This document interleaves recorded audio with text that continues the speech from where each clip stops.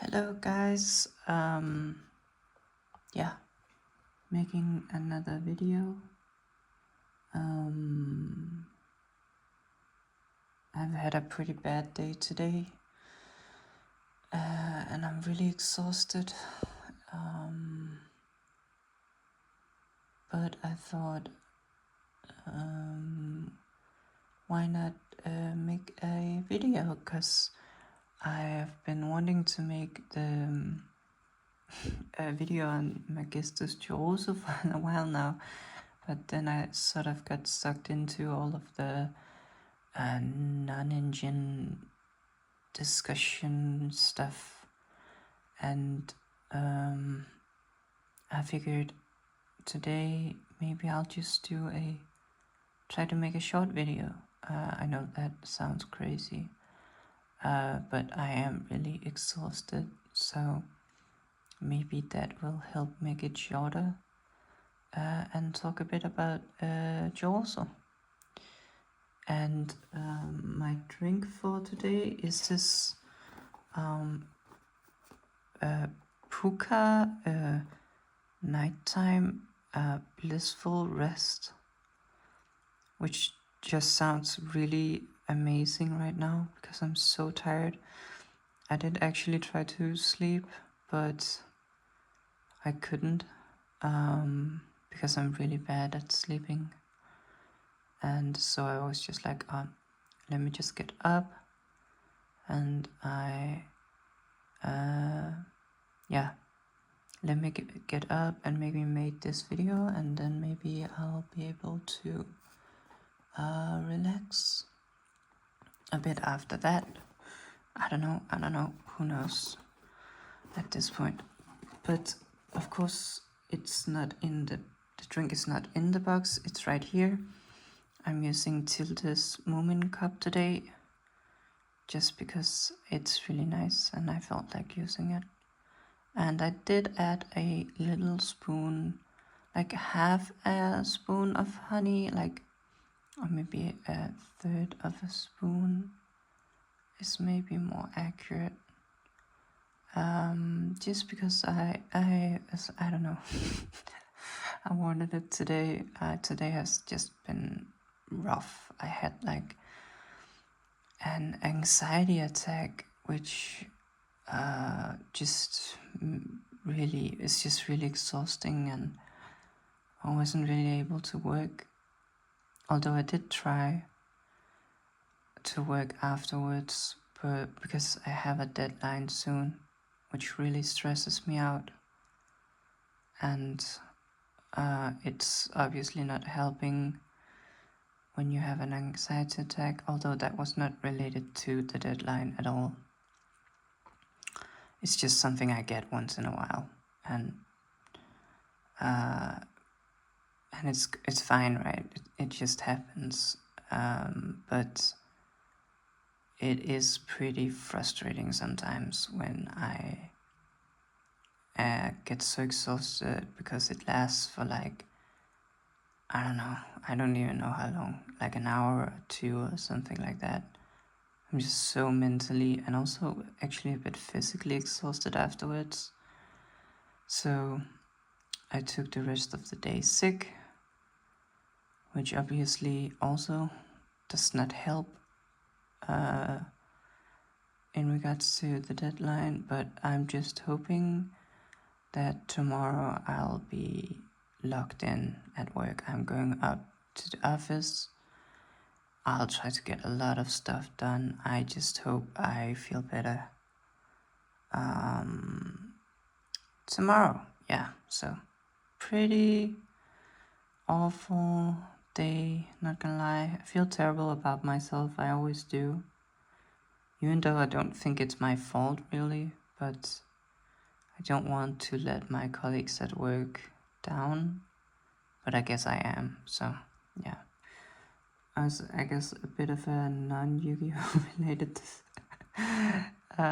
point, but yeah, so I'm just gonna chill for this video, really just trying to get some enjoyment out of today, because I have just been really enjoying making these videos, and I felt like, hey, maybe if I make a nice cup of tea and do something like this, my mood will maybe get a bit better.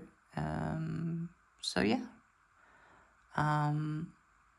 that was the longest introduction ever, and I did say I wanted to keep this video short. Honestly, I don't care how long it gets. Yeah, but let me just actually drink some of this. Oh, it does taste really nice. It's like oat flour, a lavender and lime flour. I can definitely taste the lime flour. I don't know if I've ever tasted oat flour before, but it does taste really good. I need to remember to actually drink this before it gets cold.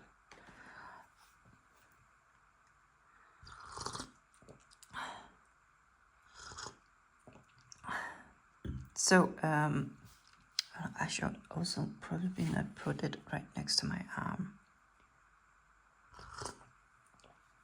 Let me put it over here, maybe.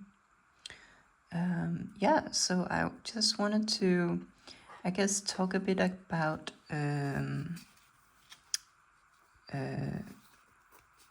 well, a bunch of small things, but mainly about, let me get this extra deck away.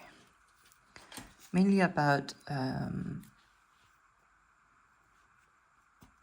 Magistus Chorozo, because I just think that this is a really neat card. I'm still a bit undecided as to whether or not I'm going to be playing the card, like in my list for YCS Birmingham, just because it is maybe a bit too cute. And what I mean by that is not necessarily the artwork, although that is pretty cute as well.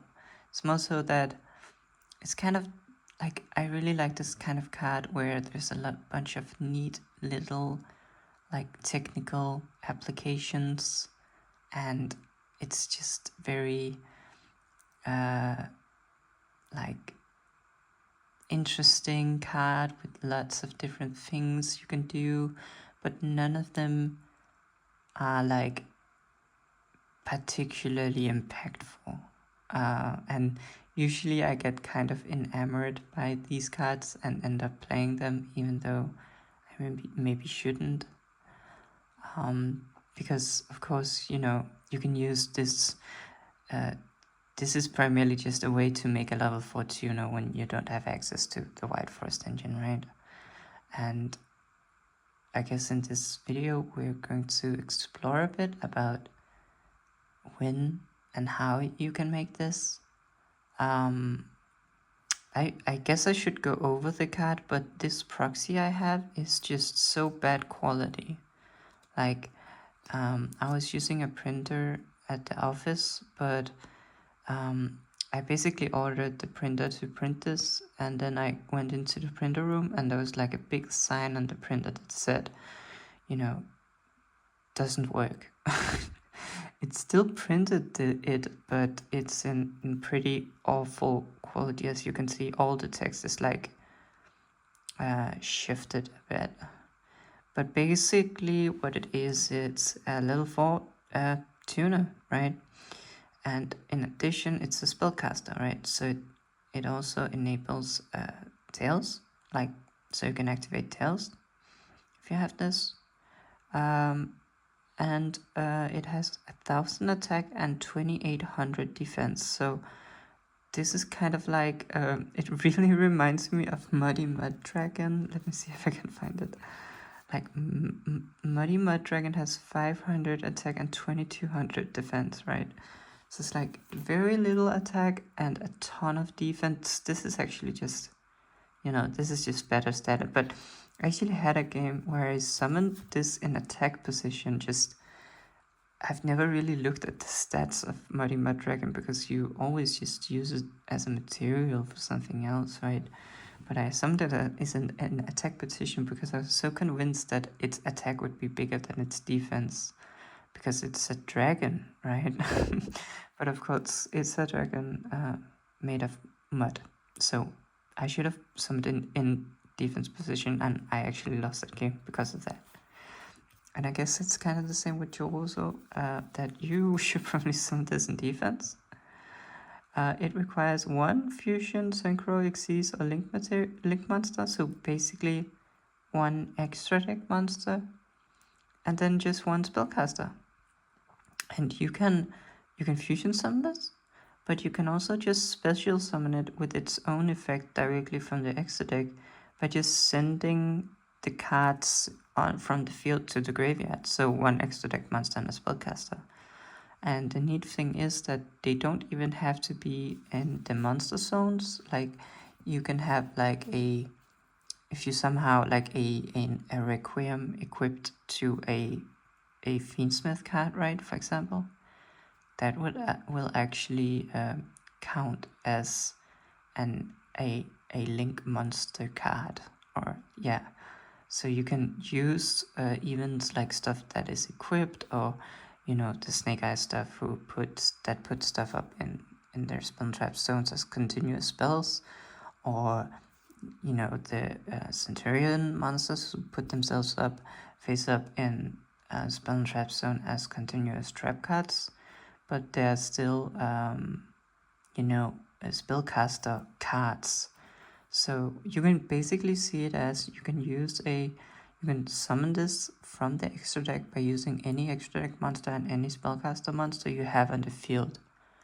Even if it's not in the monster zones, it can also be in the spell trap zones. So that's pretty nice. Although in like a pure White Forest build, like by pure I am also including Asamina, because I think at this point it's pretty well established that the Sinful Spores card and the Asamina cards are part of the same overarching archetype. I don't know what they call it, end up calling it yet, or if there will ever be a sort of term for all of these cards. Like with Branded, for example, you have Branded, but you also have like Despia, and that's also included in the. So when you say a Branded deck, it's kind of implicit that you're also playing some Despia cards.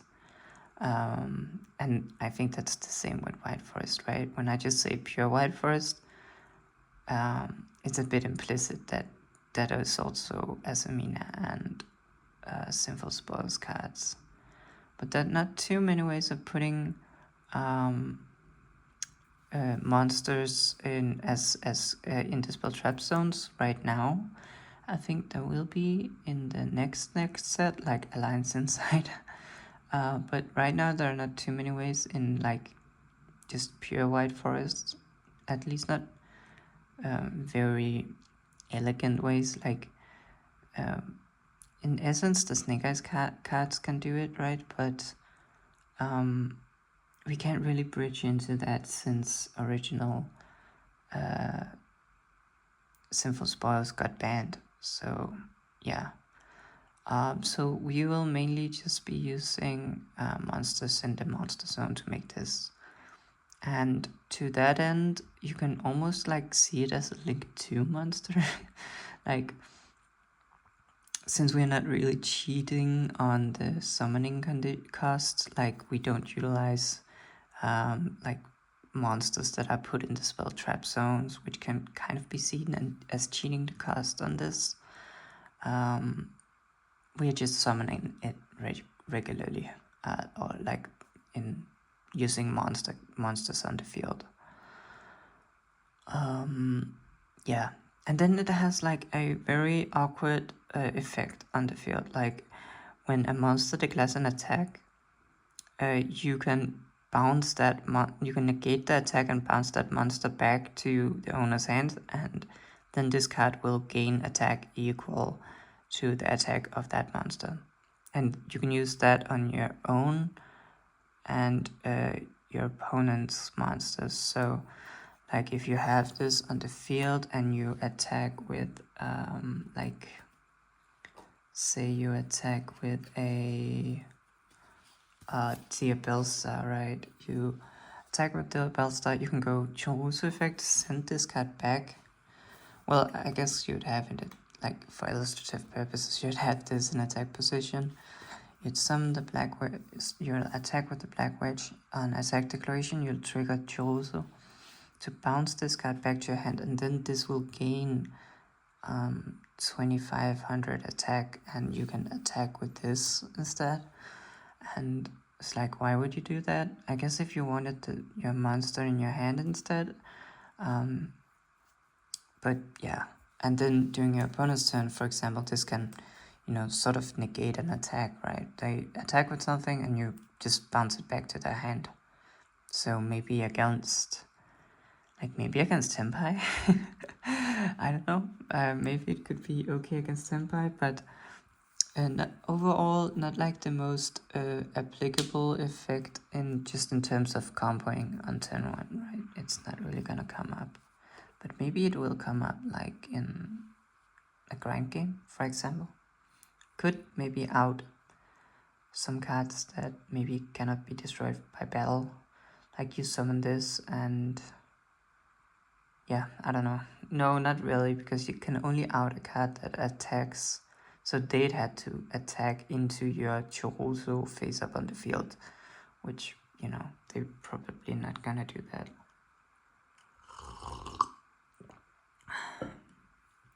But yeah, so the reason why I don't know if I will be playing this card, and I said that it was because it might be a little too cute, is that I'm not sure about you.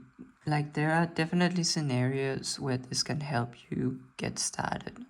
Like the most common scenario I think is that if you have something like you have a witch and a bunch of non-engine, right? Or a wanted and a bunch of non-engine.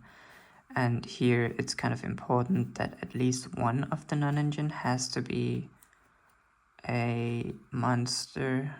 But if you have something like this, right, and you obviously, you probably will not go for this if you have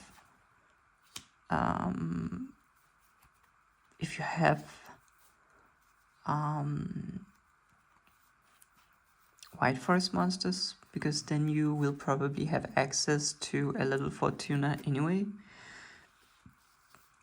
And this is sort of an expensive way of getting to your level 4 tuner, in the sense that when we just make it by using monsters, right, we're not cheating it using any cards in our spell trap zones.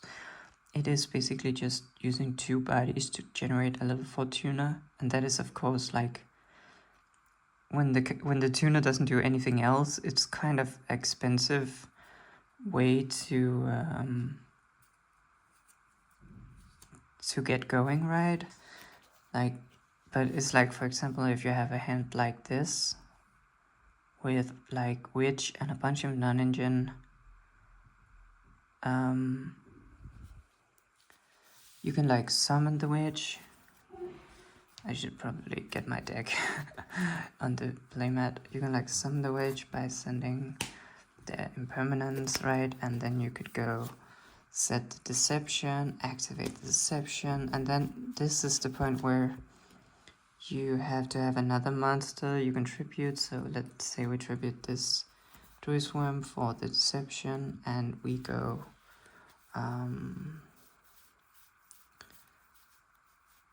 let me just find the last card I need for this. It's just Sesame Nail set. And we go Hallowed here, and we summon out our Murcielago, and then our Murcielago triggers, and we'll grab us our Esamina set, and then we have a an extract monster, and a spellcaster on the field. And we could just go burp, make the Chorozo, probably in defense, right? And we can go, as Amina said, to special summon, and then we can go into our Risiella, and we have unsummon effect here, and this is you know, you need also a spell or trap here, right, to send for the Risiella. So like, for example, woes, we had woes, we sent that, and you're basically off to the races, right? You get your Asamina set in the graveyard and your Risiella search, and we have not even committed a normal yet. Yeah. So without having seeing any White Forest cards, or even not a Tails either, we are able to just go into our White Forest combo purely with the Asamina engine. But the hand has to be a bit particular, right? Like, if we just look at the hand again, like, we have to basically have like witch, and this could also be a deception, but if it was a deception, we'd have to have a spellcaster in our hand. Yeah, and I can just show you that combo afterwards. But for this, we had like witch or wanted, right? So that's it, and then a spell and a monster, and then another card even still, right? You know, like something else to send for, like we need the monster for deception, we need the spell or trap for Risiella, and then we need something else to summon out the witch. So it's like a 4-card combo, but you pretty much just need witch, and then the thing about this seems like a lot, right? It seems like, oh, that's so unrealistic and that will never come up. But the thing is that you won't need to do this combo. You won't need to go for the Chorozo line when you draw White Forest, right? So it's only when you don't draw White Forest, or if something like your Estella gets stopped. And we can look at that afterwards. But like primarily when you don't draw White Forest, you'll do this. And when you don't draw White Forest, that means that the rest of your hand is probably, for the most part, non-engine, right? Unless you drew like unless you, for example, hard drew a Deception, or hard drew a, as Mina said, or maybe something like the Woes, right? Stuff like that. Maybe you hard drew the Hallowed as Amina, like you have a Spriggy hand, you didn't see any White Forest cards, and so therefore the rest of your hand, apart from the Wanted or the Witch, is likely to be stuff like this, right? If you are running hand traps, you're pretty likely to see one monster card apart from the Witch, and especially if you're running like a mix of hand traps and board breakers, like predominantly hand traps, but then also a couple of non-engine spells and traps. This is maybe not that unrealistic. I don't actually know how realistic this scenario is, and I guess that's part of the question, right? It's also like, how often do you end up in this situation where you don't open any White Forest, but you do open a witch, which I think, I mean, I'm playing a lot of White Forest. I'm playing Tails, right? Triple Tails, so maybe it doesn't happen that often, and so you're just using this extra deck spot to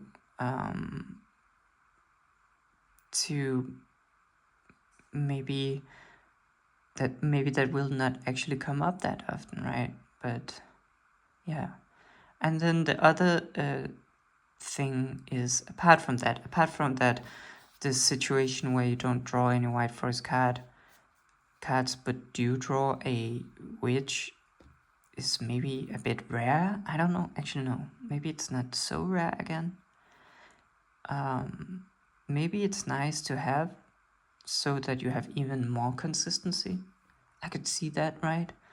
That way we are maybe not too stressed about opening a Wild Forest card because we know we have the Chorizo in our next deck. But of course the issue is, like, there's also two other issues with this, right? Like, say we, for example, have this, like, a hand like this, right? If we play Chorozo in our extra deck, this can be full combo, right? Which is very cool. But in a realistic game, this will probably get hand trapped, right? Like, when you summon out the witch, it will probably get impermed or veiler, right? Like, one engine hands, like, it's just one engine, like, I'm not really counting wolves, doesn't really do anything, right? These hands are kind of doomed to begin with, unless you're very lucky that your opponent did not open any hand traps, or maybe you're playing against a board breaker opponent. If you're playing against a board breaker opponent, then this can be totally valid, right? Because then you don't need to, like, then this could be as good as anything, right? You just need to see one starter. But if you're playing against a hand trap opponent, they will just stop this, right? So it's not even that, oh, you have to open Witch and a bunch of non-engine that fits the criteria, right? You know, at least one monster, at least one spell trap. You also have to have opened no Wild Forest for this to make sense. And in addition, your opponent has to have absolutely no hand traps for this to make sense, right? So how often, like, you can see at each point, the probability of this scenario coming up is getting lower and lower, right? Like the first criteria, open wanted or witch. Like, we play one witch and 3 copies of wanted, right? So that's like a decent probability of opening that, like maybe like 40%, something like that. I don't actually know. Then the second part of the condition is that no other cards in your hand has to be Wild Forest cards. So, and we play like 12, like maybe not 12 actually, if we only play one Astilla. And I'm not counting Rusia. Oh well, Rusia, if we do open Rusia, we don't need to make the Chorozo, right? So, assuming that our Murcielago resolves and as a mina set, so in that case it also won't be necessary. So if we open, if any of these 4 cards are Sylvie, Rusia, Tails, Elset, that's 10 cards, and then maybe Estella, right? So that, like, then it becomes even less likely, right? None of these 4 cards are any White Forest cards. However, I will say that, for example, if we open like Witch Tails, right, and let's say they don't have an imperm for the Witch, but they do have an Ash Blossom for the Tails. In that situation, it's actually pretty nice to have the Chorozo in the extra deck, because then we can sort of use it as an extender, right? There's like, oh, they're trying to keep us off of White Forest, but we can still do White Forest. And so, and the same thing with Astella, right? If you normal summon Astella and they imperm it, then being able to do all this with going into Chorozo and then just getting the level 4 tuner anyway might actually be pretty strong. And I think that's where the strength in Chorozo lies. Not necessarily that you can use it in these niche hands as a way to bridge into White Forest, but more so that you could use it to make a level 4 tuner when your opponent stops you from gaining access to that level 4 tuner.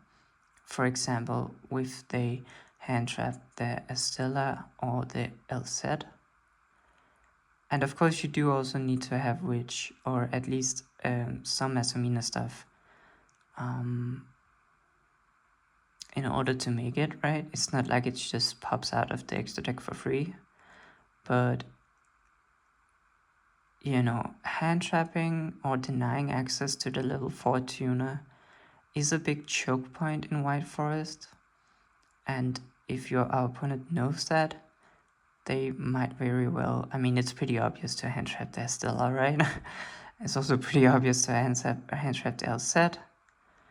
And then it becomes sort of a thing like if we didn't open our Sylvie and stuff like that. So maybe you could use it like Chorozo as an extender in those scenarios. But yeah, so yeah, like just in terms of how often does this come up, where you have one witch and no other White Forest cards, but you have a monster, you have a spell, and also your opponent has no hand traps. That does not come up very often, and I don't think that that particular situation is worth dedicating a extra deck slot to, although it is pretty cool, right? I think it's more so when you get interrupted on your White Forest cards, and then you say, oh well, I can still get to my level 4 tuner just by using the Sinful Spells and Asamina cards. So I can use the Sinful Spells and Asamina cards as a way to extend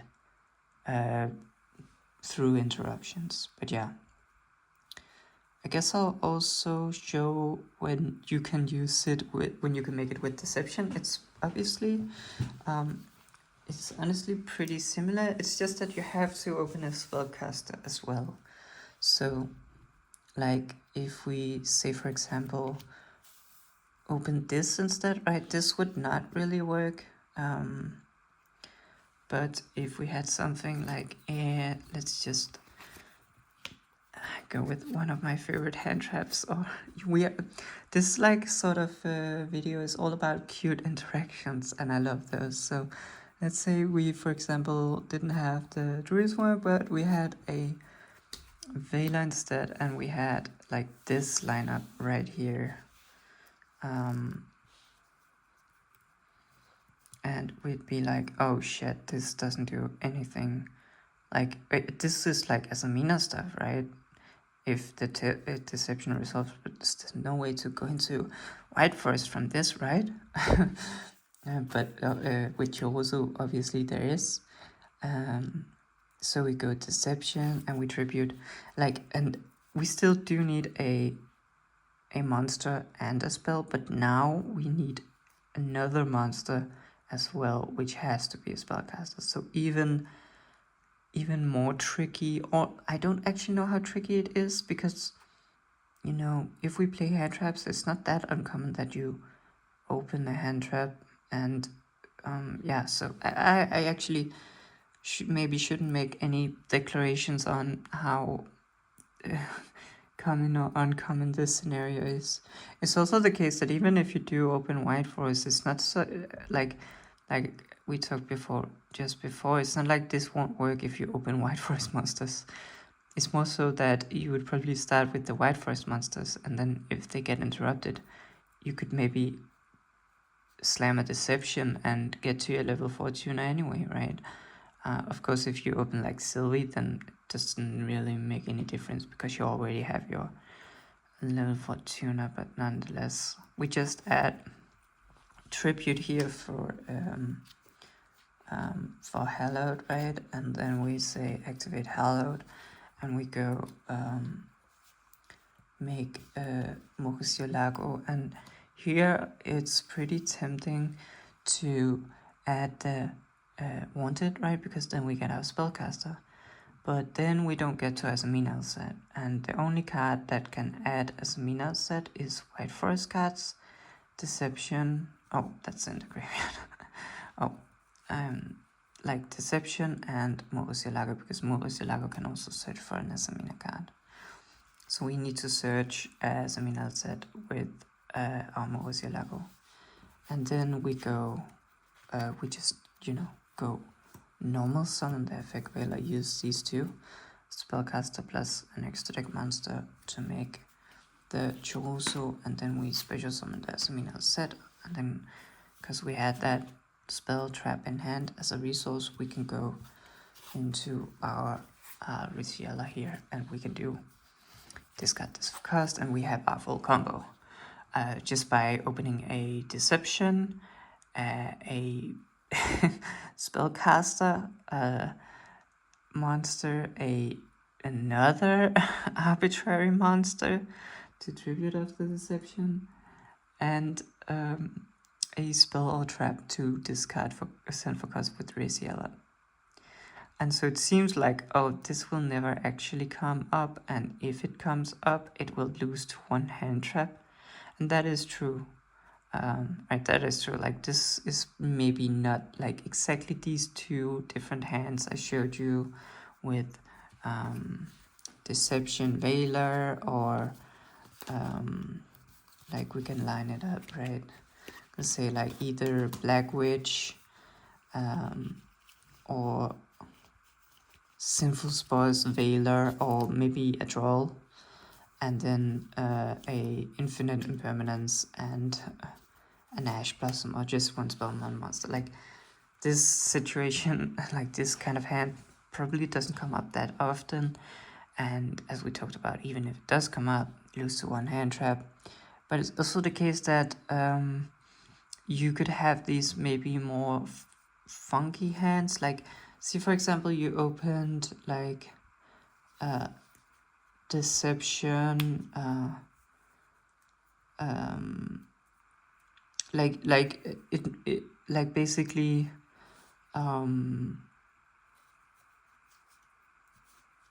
like, because this is just one engine in essence, so of course it loses to one hand trap. But maybe, for example, you open like these two, right, and then you go Deception, and maybe they don't have the Ash, and and you add Hallow, you summon Murcielago out, and they do have the Emblem or the effect Veiler for her effect, but then you have this in hand, or you have ill set in hand, and you have this like normal summon or something like that. Obviously, if the ill set doesn't get interrupted, maybe you don't need it, so maybe that's a bad example. Could also be like you have Estella, and you have your Diabell Star, and you could make Chorozo using that, even if the Estella gets interrupted. It's hard to say how. It's hard for me to say how often do these scenarios come up, because there's a lot of them, but maybe it's not super clear when and how often. It's like for example, this whole thing here made me think maybe it's like, maybe Chorozo is actually enables us to run 3 of, as Mina said, because if you're very guaranteed at getting to your level 4 tuner, like if you have a high probability of getting to your level 4 tuner, then this card just becomes crazy, like as an extender or whatever, it just becomes crazy, right? The main problem with this card is, with Asamina set, is that it's obviously it's obviously not a starter, it's an extender, and it's even only an extender if you have a level 4 tuner, right? So it's like kind of conditional. And obviously now when we play, like I do play 3 Tails and 3 Sylvie and 1 Rusha, 3 Elset, and then 1 to 2 Estellas, right? We do have a pretty big likelihood of getting to a level 4 tuner, so this card is not actually that bad to draw. it is of course bad to draw as your only engine. So if I'm playing a low engine count, I'll probably not run this in multiples. But if I'm playing like 25 engine, I do feel like this card goes up in stock as it just becomes this crazy extender, and also one of the cards that lets us play through multiple hand traps, right? Because you use this card in level 4 tuner to make Richiella, you get 2 searches, and this is chain blocked, so they cannot even stop this search, right? And that's just so powerful push that it's like our best push against hand traps is using this to make Richiella. That's our strongest play going first. So just hard drawing this and then getting a little bit of consistency boost with the Chorozo, right? In that we could open like this plus witch, and these 2 engine cards could potentially be enough to get us to our big push. That is kind of cool, right? And so I hope I will be playing Chorozo, because as I said, it is one of those cards that I just really, really like. All these cute, dinky, sort of dirtly interactions and ways to summon it. You know, normal summon effect Vela, going to Chorozo, and all this stuff is like super cool. How often does it come up? And in these games where you just open like something like, sometimes it's also like if you don't open the White Forest cards, you open the Azumina cards, you can just play with the Azumina cards, right? And it's maybe a bit tough to see if you'd be better off by trying to commit resources to go into the White Forest cards and then potentially get stopped, or if you just chill on your Azumina stuff and keep your non-engine in your hand. Like, you don't normal the effect veiler, you keep it in your hand to interact with your opponent, right? You know, that's not even necessarily worse, especially if you expect to get hand trapped, right? If you're committing these resources into a play, then yeah. But I do think that, for example, in this situation, when you know the move is your Lago resolves and you go and you can grab this, then you're in a pretty clear position to go for the Chorozo. So, you know, you don't have to necessarily normal summon the effect veiler if your Lago gets stopped, right? Because then you can't go into your play anyway. Yeah, so I don't actually know if we will, or if I will be playing Chorozo, but I certainly hope so. And yeah, it has a poisonous effect on my mind because it makes me want to play Veiler. Like, I want so bad to play Veiler exactly because of interactions like these. Not necessarily because I think Vela is like the greatest card in the world right now, although I do feel like it's pretty good, but more so because, hey, okay, you can use it to make Chorozo, or hey, you can fusion summon it, use it as fusion material to make an Azumina card, stuff like that. I need to be very wary of these things because they can often sort of blur my mind a bit. But yeah. Okay, so this video is getting pretty long, but I'm actually in a much better mood now, so I'm kind of grateful for it.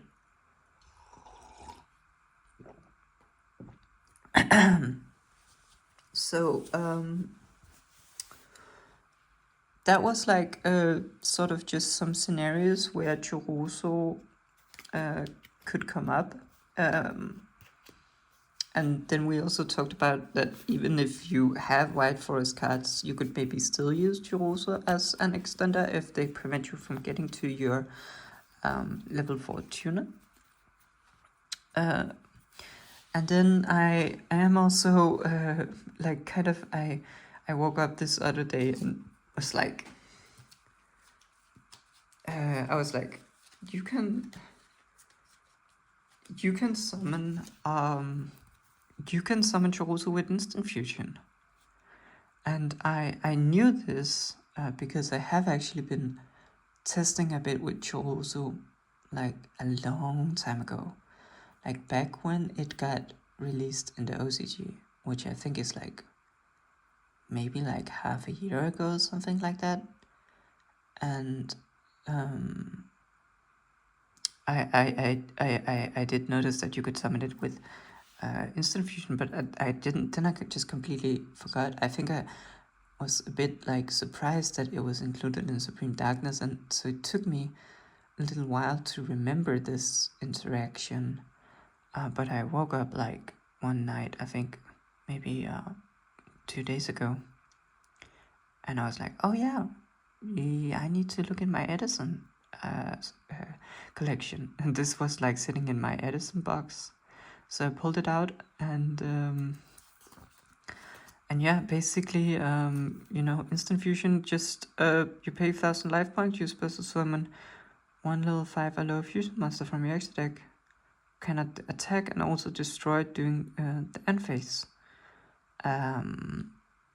This is treated as a fusion summon, crucially, because this must either be fusion summoned or summoned by its own effect. So the fact that instant fusion is treating as a fusion summon is pretty important.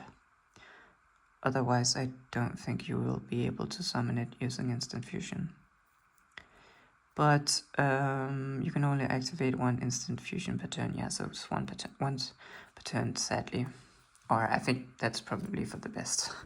But so you can of course just go instant fusion and pay 1,000 life points and summon out your level 4 tuner. So and of course instant fusion is limited, so you can only play one copy as of the recording of this video. And so you might want to, okay, why? What does that even really do? There's just this spell card that makes a level 4 tuner, and there's also a spellcaster, right? So the thing is that I have actually, and we need to look at a certain White Forest card, like my favorite White Forest card. My favorite White Forest card from an aesthetic perspective is Rusha. And I really like Rusha, right? And I actually think she's a pretty good card, like, because the Asamina stuff and, Sinful's Asamina, like, basically Murcielago and Deception, and then in extension of that, also Black Witch and Wanted can grab your Asamina set. It kind of makes it so that we have a pretty easy access to a level 2 body, because Asamina sets also special sums herself, right? So this card is searchable by a ton of stuff, right? You can get it through Wanted, by Wanted, Witch, Deception, Hallowed, Murcielago, add this card. You can get it with Tails, right? You can get it, basically Tails and Murcielago and Deception. So this is an easy card to search. And also, if we open this card, like, for example, Rusha plus Asamina set is actually pretty strong start. Because you can summon out the Asamina set, then you can activate the Rusha, because now you have a White Forest monster in the field to special summon herself, and you can go into your powerful Rishiela Asamina set push without even committing your normal. And so that is also a reason why I was like, hey, maybe we should play more copies of Asamina set and more copies of Rusha, so that we can do this more often, like, because this start is pretty powerful, right? But the problem with Rusha is that she can only special summon herself if we have a White Forest monster on the field. And so if you open something like Rusha plus Tails, or you open like Sylvie and Rusha, well, I guess that's not good for different reasons, but like, basically, and also if you open like, I don't know, it's just when a lot of times you open Rusha and you're forced to normal summon her. I don't know if I have a very succinct argument to why that is, but a bunch of the times you open Rusha, like for example Rusha and Tails, right? If you open like Rusha and Tails, you're like you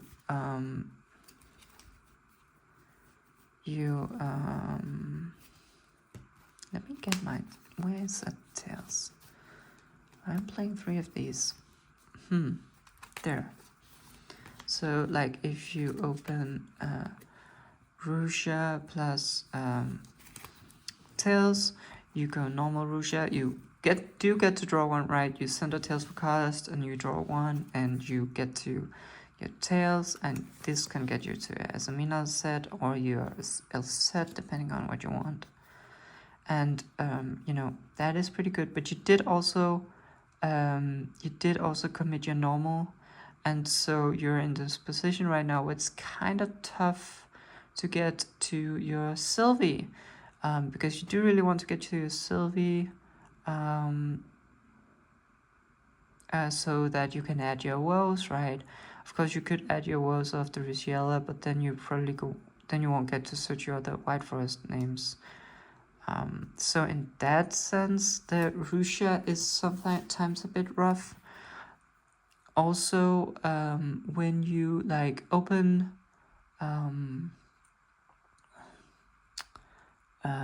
like when we did the thing we just like talked about, where you do your Sinful Spoils as a Mina combo, and you get to add this, and you have a Rusha in hand. Well, then I guess you don't have to commit to your normal either. I don't know. It's just a feeling, I guess, that a lot of the times you end up breaking on the Rusha, because you wish she was a spell because you have your all other White Forest cards and you just need some more spells and traps in order to play. Or maybe you just wish it, and if you didn't open all your White Forest monsters or stuff, then she maybe doesn't do too much either. But it is an interesting discussion, right? You know, Chorozo and Rusha are kind of similar in the sense that they're both like the extender level 4 tuner that you in principle don't have to commit a normal summon to make. But I do feel like running multiple Rushas is a bit rough, honestly. Like, I'm just having a hard time. You can probably hear it. I'm having a hard time formulating a second element as to why multiple Rushas are maybe not as desirable. But one of them is you don't want to have too many monsters. The second reason, I guess, is that she can only special summon herself if you have a White Forest monster, and sometimes with, for example, Tails, you need something on the field, and she doesn't put herself on the field without committing your normal summon unless you already have some stuff, right? Anyway, so that was like very not well formulated argument, and I don't even know if you could call it an argument, but my idea was that we could maybe kind of run a second copy of Rusha, but as a in you know, like in terms of running an instant fusion instead, because instant fusion, well, obviously it doesn't do what Rusha does, and I mean instant fusion summon Chorozo, right? It obviously doesn't do what Rusha does in the sense that you know, all the value that Rusha provides by being in rotation, right? By summoning herself back from the graveyard, and she can also draw a card, stuff like that. Like, I am a very big Rusha enjoyer, but the instant fusion does a few things better than Rusha. For example, if we open instant fusion with tails, we can just go instant fusion summon Chorozo or another card I might show, and then we can activate tails and we get to do our white frost stuff without committing a normal summon, and that is pretty cool. Then of course also if we have something like Estella and we normal summon Estella, we activate her, she gets interrupted. Then if you had Rusha, you could summon out Rusha, and then with instant fusion you can also just summon out Chorozo, and it essentially does the same thing, right? So in that sense it works kind of like Rusha. And then also and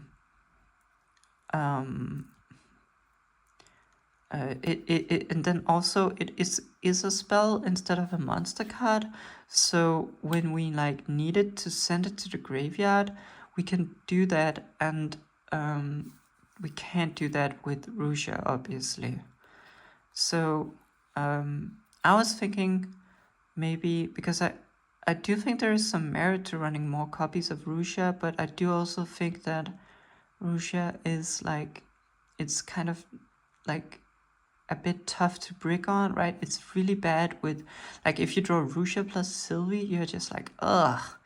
And also if we just draw too many monsters, like even if we do have a lot of engine, maybe we like have a Sylvie and a little set and a Rusha and, you know, some hand traps, or like I think this is maybe could be the way of playing a second copy of Rusha without actually having to play a second copy of Rusha. And then also, because I said just before, you know, Rusha sucks to draw with Sylvie, and you could say, okay, but isn't that the same with instant fusion, because you just, you know, you just summon Chorozo and Sylvie, and Chorozo also doesn't do anything. And that is true, but there is one other monster I have been thinking that you could summon with instant fusion when you don't need / want the Chorozo, and that is I don't actually have it, and I don't have a proxy yet, but it is the Millennium Eyes Restrict. I don't have it, but I do have a Thousand Eyes Restrict, which is the kind of worse counterpart, but it sort of looks similar, so I thought I'd just use the Thousand Eyes as a proxy for the Millennium Eyes. And, you know, it's a level 1 Dark Spellcaster, 0 attack, 0 defense. I think that's the same thing for the Millennium Eyes. And then the Millennium Eyes has this effect where if your opponent activates a monster effect, you can target a monster in their graveyard or on their field, and you can attach it to the Millennium Eyes as an equip spell. And then it has a static effect that says negate the effects on the field and all activated effects of monsters that have the same name as the attached card. And so, for example, if you equip it with a detonator, then the detonator will have its effect on, if your opponent has like, okay, let's say you summon this and your opponent does something, like for example, activate Twins of the Eclipse. That's a bad situation. You know what? The better scenario to explain is just what I'm trying to get at with this, is just when your opponent uses a monster hand trap. Like for example, if they use Effect Veiler, right? Like you, let's find the Sylvie.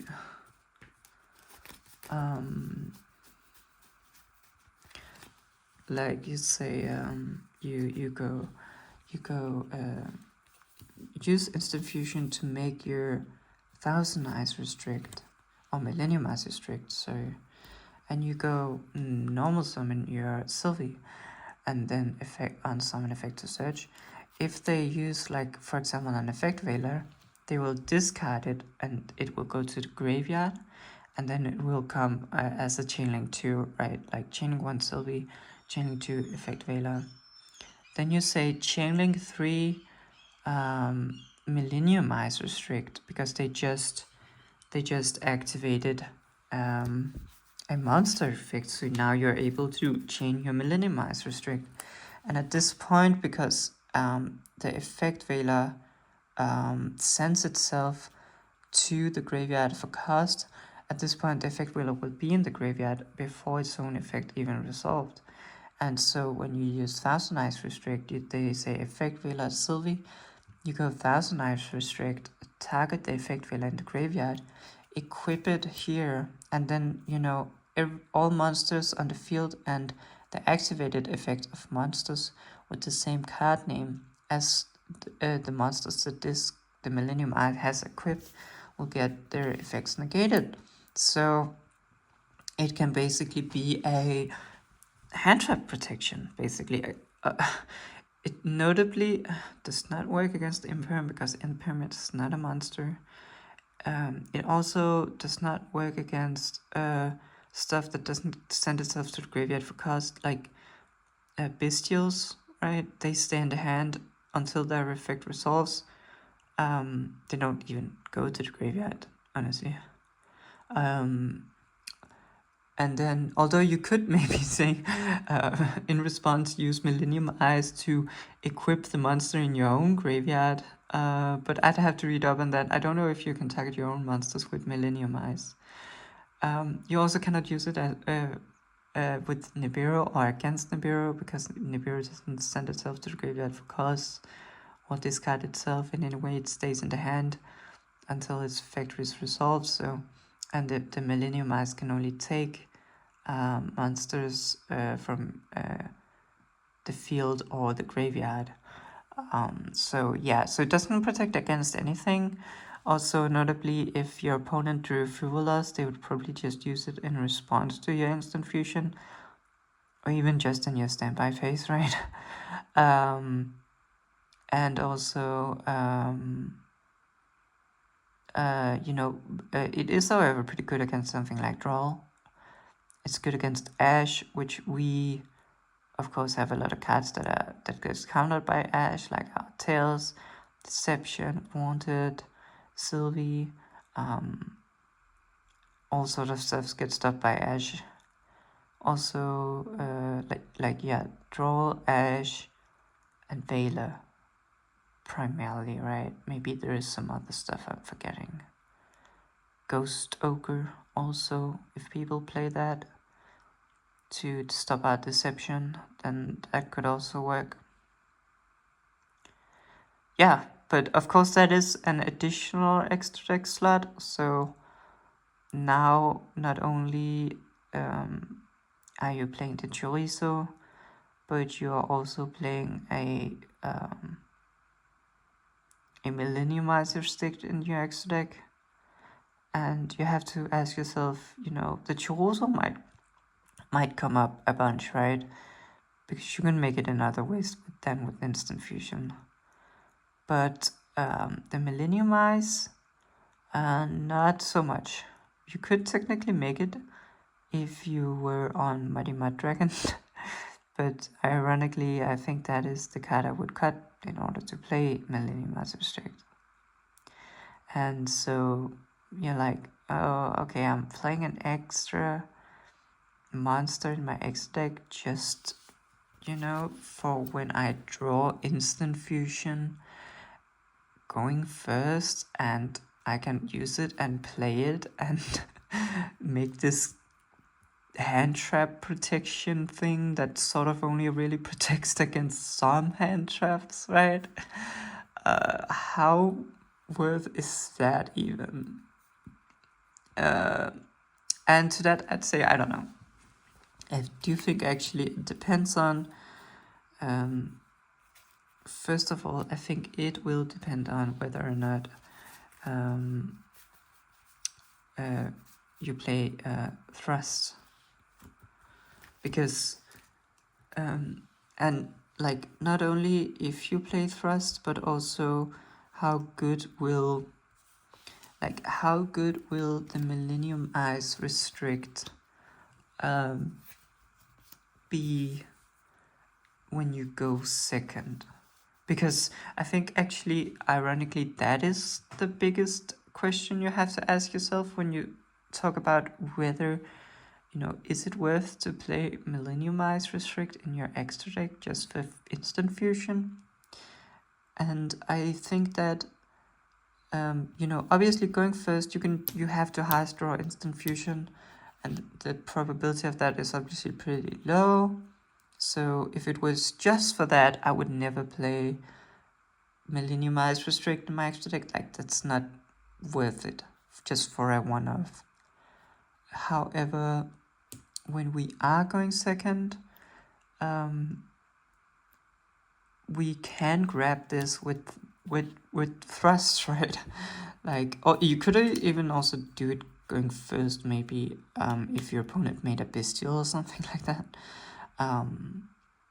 But mainly going second, if you're playing thrust, then you could grab this and use it as a board breaker.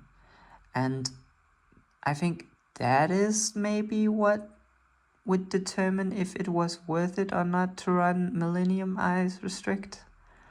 Because if you go just instant fusion and you make a Millennium Eyes, if that is a good way of breaking your opponent's board, or at least disrupting it, then maybe it could be worth running. But if it's not a good way of dealing with your opponent's board, so that instant fusion summoning Millennium Eyes Restrict does not have a lot of merit when you're going second, like if that is the case, then I don't think I would run Millennium Eyes Restrict. I would maybe still run instant fusion just for the Chorozo. However, I don't know if I'd run Millennium Eyes Restrict if this card is not good going second. And I don't really know if it's good going second. I do think it is maybe pretty strong in a grindy matchup, like in a Fiend, for example, like against Fiendsmith, and you summon this and you just grab like any of the Fiendsmith cards they have in the graveyard, and you go and it can sort of function a bit like a bestial, something like that.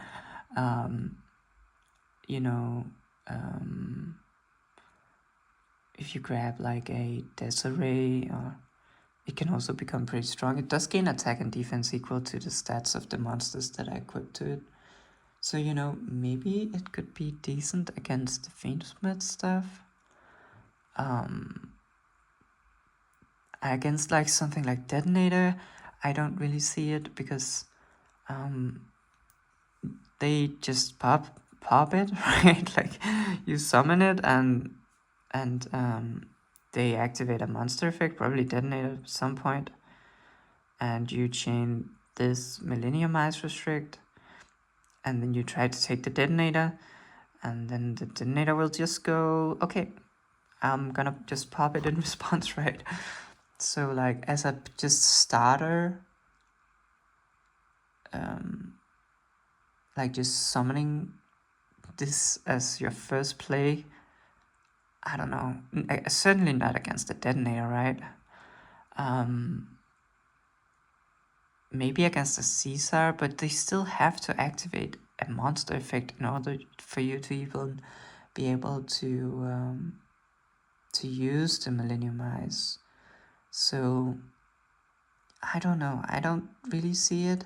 I could see it maybe being good against the Mitsurugi deck if they, like, for example, a lot of the time they end on their Amino Murokamo or something like that, their boss monster, the one that Raigekis your field on summon. A lot of times they will try to summon that card against you. even when they go first, like they tribute it, and then it activates in the graveyard to summon itself back and then regeki your board, right? And in that case, I could maybe see the Millennium Eyes just snatching it while it's still in the graveyard and attaching it, and it will never get to summon back, and you won't be regekied. Even if they somehow have another copy of it, then the other copy will get negated as long as there's one copy attached to the Millennium Eyes. So like, I can definitely see maybe against Mitsurugi it being good. But I cannot really see it being good against a detonator, right? Because they're just gonna pop it. However, against a detonator, I think something like Chorozo, summoning Chorozo is a lot stronger, because if you summon Chorozo, and we talked about this in the video where we discussed whether or not the White Forest engine could out a detonator, and we talked about just how incredibly hard it is to get to a synchro against the detonator, because you'll just pop everybody you ever summon. But if you do go like instant fusion and summon out your Chorozo, then you can just go normal summon, right? And like something like Samina not activate any effect, and you can go into a synchro play here, right? So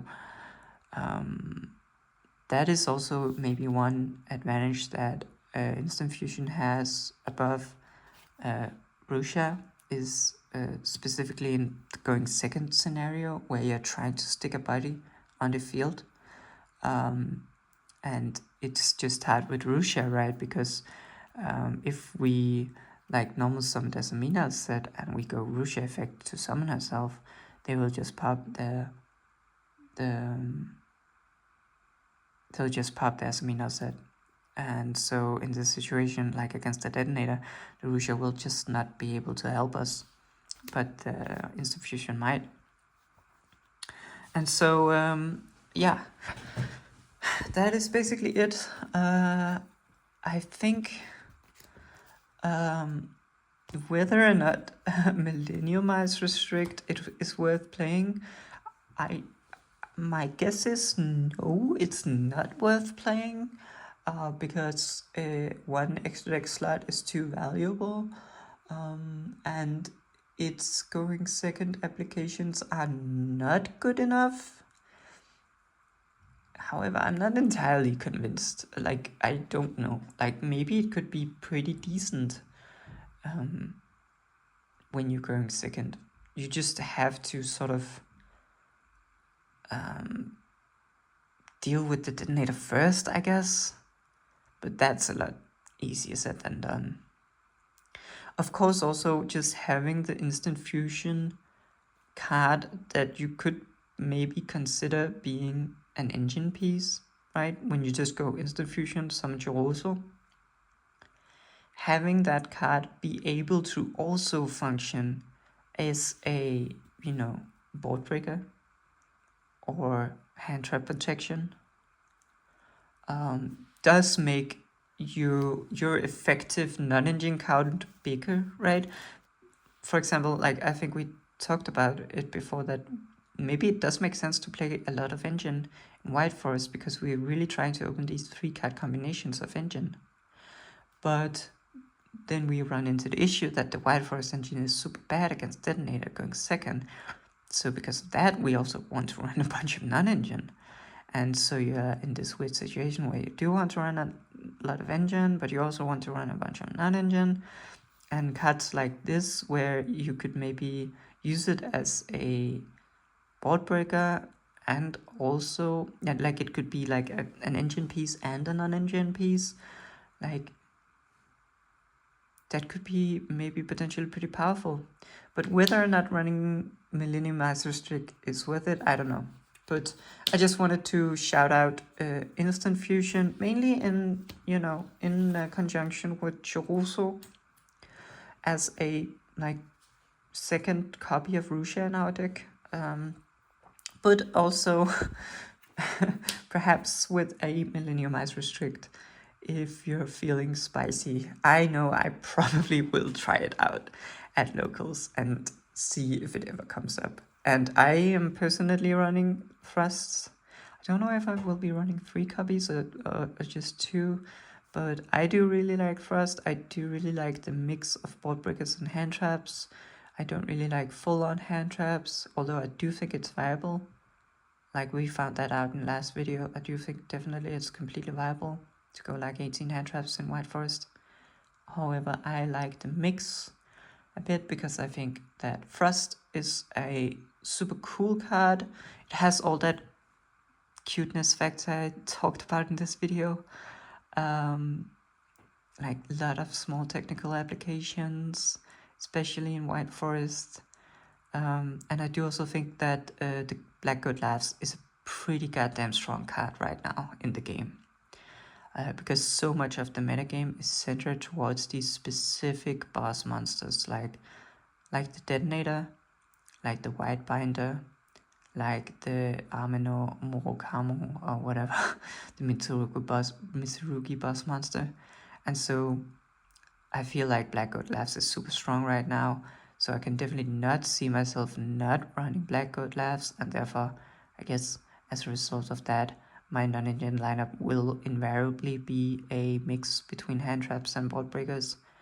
I have seen like a recent Jesse Cotton video where he talks about this not be like the thrust not being super good right now, and I think that's his primary reason was that Talons is not super good right now, which is maybe a bit ironic since it used to be like in the current format it's like this goated board breaker,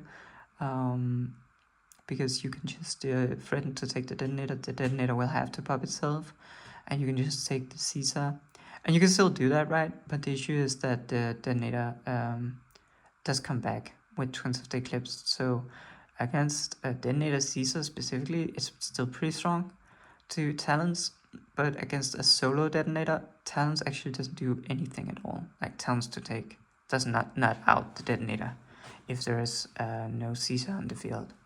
And even like just having 2 monsters, like even if you got to take something other than the detonator would still come back, right? So Talons has maybe lost a bit of stocks, and I think that's why he maybe said that first one wasn't so great. Also, you know, not a lot of decks can main deck this because not a lot of decks has these really powerful traps that you can set. Of course, we have Woes, which just feels amazing to set Woes. We're also playing Black Goat Laughs, right? Also feels pretty amazing to set Black Goat Laughs. But most decks, you know, only really have an Imperm or something like that to set. And in those situations, the stock on Thrust goes down a bit. At least main decking it, right, becomes a lot less desirable. But maybe, you know, if something like Instant Fusion is in our deck, the capability of Thrust going second might, specifically against the Detonator, might actually be, you know, better. But I don't know. I guess this video is getting pretty long. So maybe I should just end it here. I'm also getting a bit dizzy actually. But it's been really fun. I really wanted to talk about Chorozo. I really wanted to talk about Instant Fusion. I think both these cards are super cool. I also think the Millennium Ice is super cool. And it is also a spellcaster, so you know it does enable Tails, right? So obviously I think this card is super strong going first, but is it worth the extra deck space? I don't think so, unless you could use it going second. Can you use it going second? I am not so sure. However, my guess is that it's not good enough. That is sort of my overall conclusion on the Millennium Ice Restrict. Not really conclusion, because I need to obviously play with the card going second and see if it can actually break a board or help with breaking a board. You know, even if it's not able to out a Detonator by itself, that does not mean that it doesn't have any merit. Like, if that was the standard for a going second card, then there would be almost no viable going second cards in the format. So you know, and you also, you won't be playing against Rigel all the time, right? Maybe I will at Birmingham, but I'm sure that this maybe has a lot of applications against other decks. I could see him being pretty strong against Malice, right? You just snatch the White Binder. However, maybe I heard that they have a lot of ways to summon that back the White Binder they can use in response. So even if they like,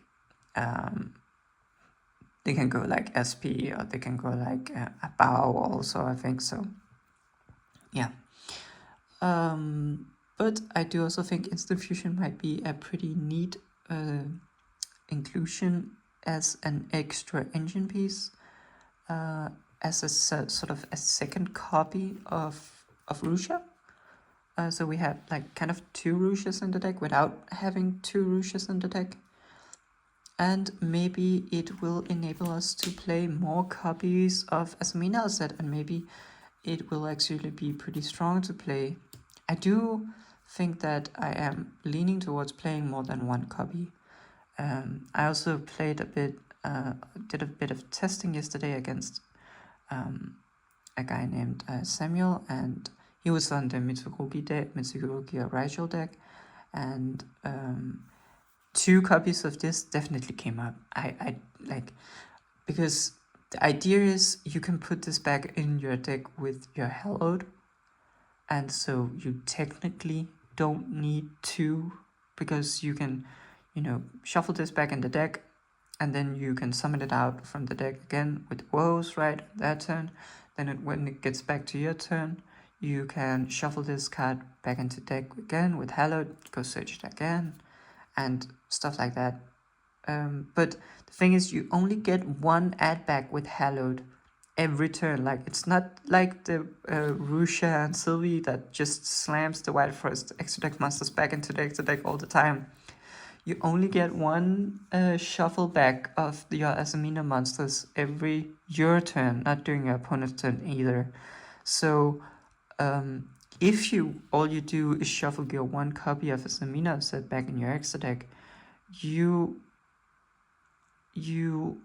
lose access to fusion summoning your Murcielago again, right? Because Murcielago's on summon effect only triggers when she is fusion summoned. So if you want to, let's say you make your turn 1 play, your opponent cracks some of it, it comes back to you, you go add back your Hallowed, right? Well, what are you going to use your Hallowed for if you know, your Murcielago is in your graveyard because you didn't shuffle it back? Your Elia Sylvia is probably also in the graveyard, used it as a negation on your opponent's turn. Your Saint Asamina is probably in the graveyard if you did a full combo, right? And your Morikina probably also sitting in the graveyard.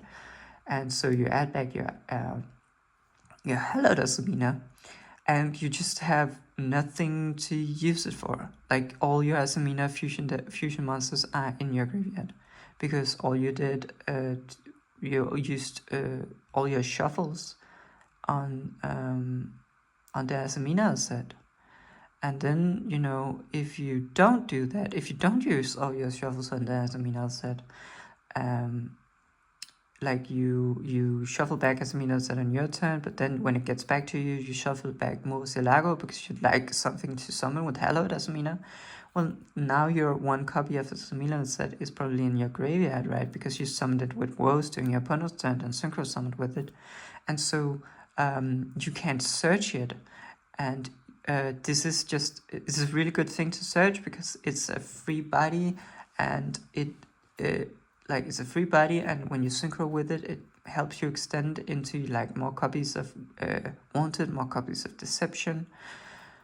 Also, if you have a copy of Deception, probably just chilling, and you activate it, if your Hallowed Asamina is in your graveyard and your 1 copy of Asamina set is in your graveyard, you just have nothing to search with your Hallowed, with your Deception on the following turns, right? So I do feel like running 1 copy of Asamina set while it does not at all hurt your turn 1 game plan, like you can do all the crazy stuff with just one, as Amina said, I do think that it does hurt your follow-up quite a bit, and also your resource game, because you're spending all your time shuffling this back into the deck, while you could be shuffling your Asmina fusion monsters back into the deck, fusion summoning them back out, right? What good is it to add back your fusion, your Asmina fusion spell, if you can't even use it for anything? So, you know, it might still be decent because you can send it to graveyard for White Forest monsters, but still, like you want to shuffle back the fusion deck monsters on your follow-up turn, no doubt, and so therefore, and again also, you know, against bestials, right? Like if you go first and you do your plays and you have your one Asmina set, and you use Hallowed to shuffle back the Asmina set, that is a huge choke point for them to bestial your Asmina set. Because not only will your Hallowed effect to add back get stopped, but you will also lose your only copy of Asmina set. And unless you play something like the Sparta, or Sorceress of the Sinful Spoils, there's just no way to get it back. And so you could maybe play a Sorceress in your main deck to counteract it if you're constantly getting bestialed, right? And I'm also not saying this as sort of like, oh, if you happen to get bestialed here in this situation, but no, that is the choke point. That is the one time they can use their bestials in the most effective way against us. And of course, maybe not all of your opponents will know that. They will probably use it like on a Sylvia or Rusia summon back. They should definitely wait and use it for the Hallowed add back. And I think most people who played against Asmina, like when it was meta with Fire Kings and Snake Eyes, know this, that the choke point to use with Bestials is when you go Hallowed Asmina, target Asmina set. And if you only play one copy of Asmina set, then you will just lose access to Asmina set if you're not playing the Sparta or Sorceress for the rest of the game, right? And most of these Bestials decks, like maybe not Bestial Malice, but like Bestial Fiendsmith, Bestial Tempai, are grindy decks that will try to attrition you out and hit you with a Chandra when you're out of gas. And if you don't have any extra copies of Asmina set and you get bestialed, you lose a ton of grind game, like an incredible amount of grind game, because this is our strongest card in the deck in terms of follow-up and extension. So yeah, I'm pretty sure I will be running 2 copies of this. The question is it even worth running the full 3? And I guess that was it seemed like I was very off topic, right? It seems like I was totally off topic, just ranting on a big tangent, right? But it was all about discussing copies of Rusia. So I know it sounded like a huge tangent, and it was, but it is relevant because the thing about Instant Fusion and about running more copies or more ways to get to your level 4 tuner is that it will make running more copies of Asmina set stronger, right? Because if you run 2 copies of this, there's an increased likelihood that you're gonna draw it, and if you're gonna draw it, you want also to be able to get to your level 4 tuner, and having more ways to get to a level 4 tuner, especially without committing your normal when you're running multiple copies of this, is pretty goddamn strong. It also makes a Stella not as risky, right? You still have to activate a Stella and you still have to send something to the graveyard, right? So it can still be costly if a Stella gets hand trapped. But the real issue with a Stella being hand trapped is not that you go neg 1. The real issue is that you have used your normal summon, and so you won't be able to get to your synchro place because you can't follow up with the Sylvie, and you only play 1 Rusia, and so it's basically tails to grab Rusia or hard draw Rusia or bust, right? And having an extra way of just summoning out a level 4 tuner, I think is pretty goddamn strong, right? And also, let's not forget that, as Mina said, can use her effect to summon other stuff than herself. So if your Estella gets hand trapped and you are sitting with a Sylvie, and as Mina said, you can use as Mina said's effect, reveal her, and then summon out your Sylvie and be able to extend in that way. So and that is another reason I feel like running more copies of as Amina said, can be pretty good actually. And yeah, so basically I feel like running at least I feel like running 2 copies of, as Amina said, is gonna be worth it. And I do also maybe think that running a copy of Instant Fusion could be worth it, right? But yeah, I don't know. Maybe you just run more copies of Deceptions instead. However, it does feel bad to go up to 3 Estella, right? Like 3 Estella does not feel great. Like, I'm just talking about ways to increase our non-engine count. And I was feeling like our engine count. And I feel like maybe Instant Fusion is a great way to get a little bit more engine in the mix without having to add more copies of Estella. But yeah, I don't know. Maybe it's just doesn't. It's obviously doesn't do anything on its own, right? It's not a starter, so maybe it's not really worth it. Who knows? There was a very long talk about Magistus Chorozo and Instant Fusion. I think I should maybe stop here because it does feel like I'm just rambling, right? I'm just saying random stuff and going on tangents and yeah. So thank you for watching, and I'll see you next time.